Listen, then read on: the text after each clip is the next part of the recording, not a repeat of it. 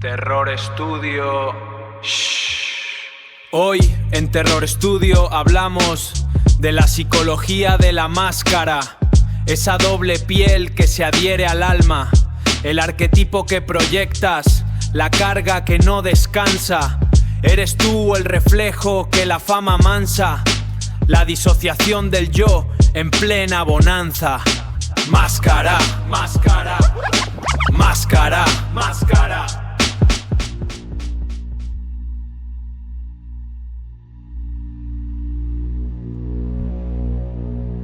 El miedo a los payasos no es una fobia irracional sin fundamento. Tiene raíces profundas en la arquitectura de nuestro cerebro. Existe un fenómeno llamado el valle inquietante, que ocurre cuando algo parece casi humano, pero hay detalles que no encajan, lo que dispara nuestras alarmas de supervivencia. El payaso es el ejemplo perfecto. Su rostro es una máscara estática. Una sonrisa pintada que nunca se desvanece, sin importar si la persona detrás está triste, enfadada o acechando. En la interacción humana, dependemos de la lectura de las microexpresiones para saber si alguien es una amenaza. El payaso nos arrebata esa herramienta. Al cubrir su identidad con capas de maquillaje blanco y colores estridentes, el individuo desaparece y da paso a un arquetipo que puede romper las reglas sociales sin consecuencias. Históricamente, el bufón o el trickster era el único que podía insultar al rey. Pero cuando esa libertad se traslada a la vida real, genera una desconfianza instintiva. Es el miedo a lo desconocido que se esconde a plena vista. John Wayne Gacy no inventó este miedo, pero le dio un nombre y un rostro real, demostrando que la sospecha instintiva que muchos sentían hacia los payasos tenía una base aterradora. La posibilidad de que la alegría fuera solo el envoltorio de una oscuridad absoluta. Para entender la magnitud de la tragedia, hay que entender quién era John Wayne Gacy ante los ojos del mundo. En los años 70, en un barrio residencial de Illinois, Gacy era el vecino que todos querían tener. Era un hombre con una energía inagotable. Dirigía su propia empresa de construcción, PDM Contractors, y era un miembro influyente del Partido Demócrata local, llegando incluso a fotografiarse con la primera dama Rosalynn Carter. Pero su transformación más famosa ocurría cuando se ponía el traje de Pogo.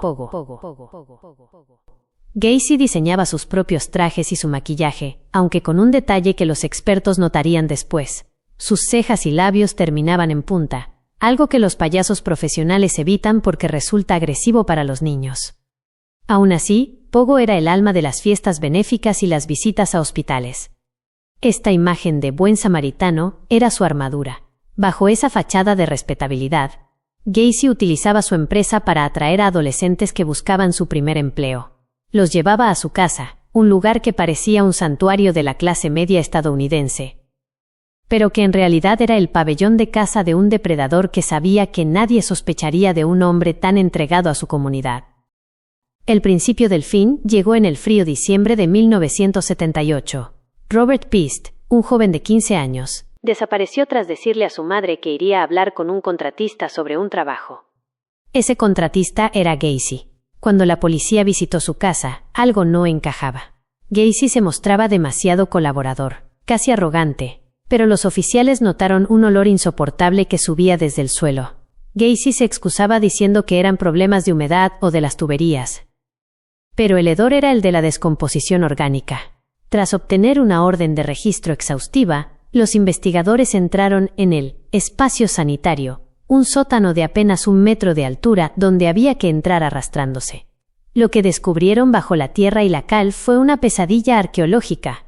Gacy no solo mataba, coleccionaba a sus víctimas bajo sus pies. Durante años, durmió, comió y celebró fiestas sobre los restos de 29 jóvenes. Otros 4, para los que ya no quedaba espacio en el sótano, habían sido arrojados al río Des Plaines. La precisión con la que Gacy había organizado ese cementerio privado reveló una mente metódica y carente de cualquier rastro de humanidad. El juicio de John Wayne Gacy fue uno de los más mediáticos de la historia. Intentó fingir locura, alegando que tenía múltiples personalidades, pero las pruebas demostraron que cada uno de sus crímenes fue planeado con una crueldad lúcida. Mientras esperaba su ejecución en el corredor de la muerte, Gacy se dedicó a pintar. Sus cuadros, que hoy en día son objetos de culto macabro, retrataban a menudo a su alter ego, Pogo, con una mirada vacía y siniestra. Estas pinturas son el testimonio final de su narcisismo. Incluso en prisión, quería ser recordado como el payaso. Finalmente, en 1994, Gacy fue ejecutado. Sus últimas palabras, lejos de pedir perdón, fueron un insulto final a las familias de las víctimas. Su muerte no borró el impacto de sus actos, al contrario, cambió la cultura popular para siempre. La figura del payaso, que antes era sinónimo de inocencia, quedó marcada por una mancha de sangre. Stephen King y otros autores de terror encontraron en la realidad de Gacy la inspiración para monstruos que no vienen de otro planeta, sino que viven en la casa de al lado, saludan por la mañana y esconden sus garras detrás de una sonrisa de pintura blanca.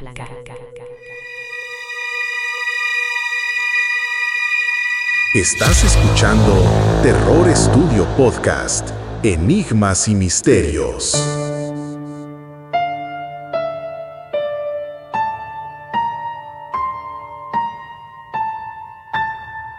Mientras el mundo miraba hacia la crisis del petróleo, en el estado de Washington comenzaba un misterio aterrador.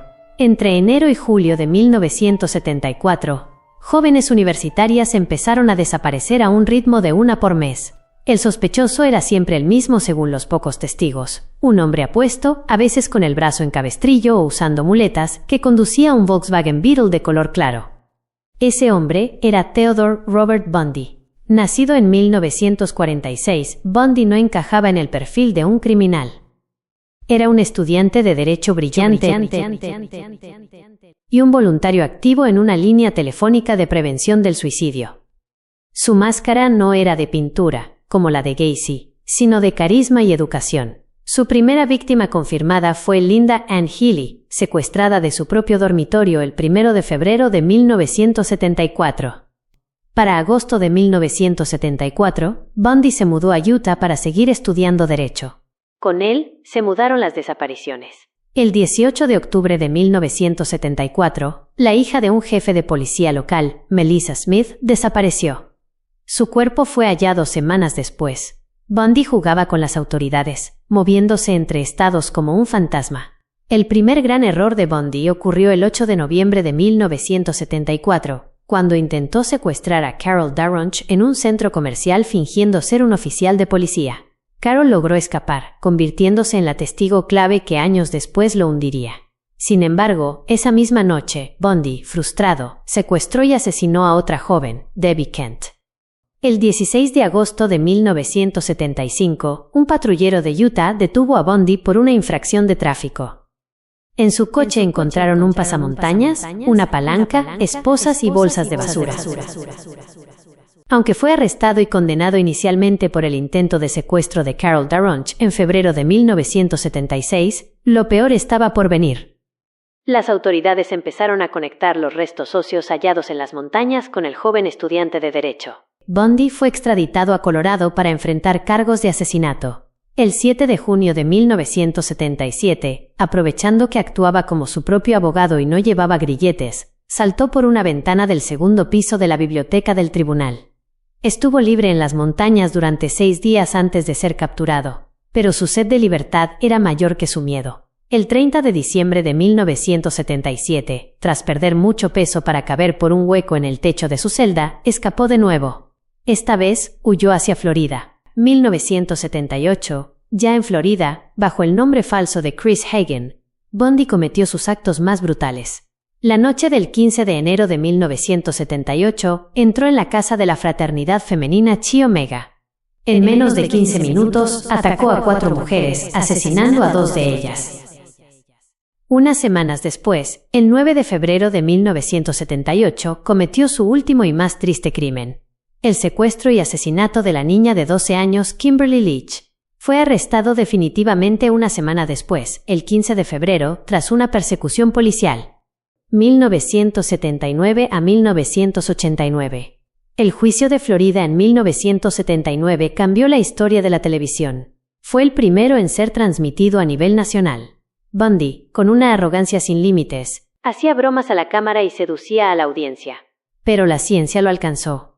Una huella de mordida en una de las víctimas de la fraternidad coincidía exactamente con su dentadura. Fue condenado a muerte. Pasó casi una década en el corredor de la muerte, donde recibió miles de cartas de admiradoras, y se casó con una antigua conocida durante una de sus audiencias. Finalmente, el 24 de enero de 1989, Ted Bundy fue ejecutado en la silla eléctrica en la prisión estatal de Florida.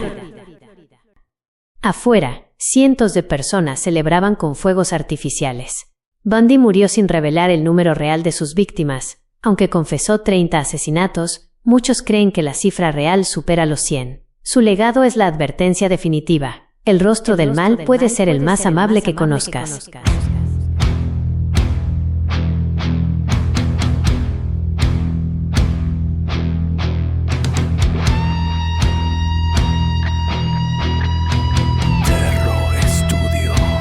Y hasta aquí el capítulo de hoy. Pueden dejar su opinión en la caja de comentarios y activar la campanita para estar al día de nuevo contenido. Únanse a la comunidad de Terror Studio, es gratis, y su suscripción ayuda a que sigan llegando nuevas creaciones. Gracias, y hasta la próxima semana.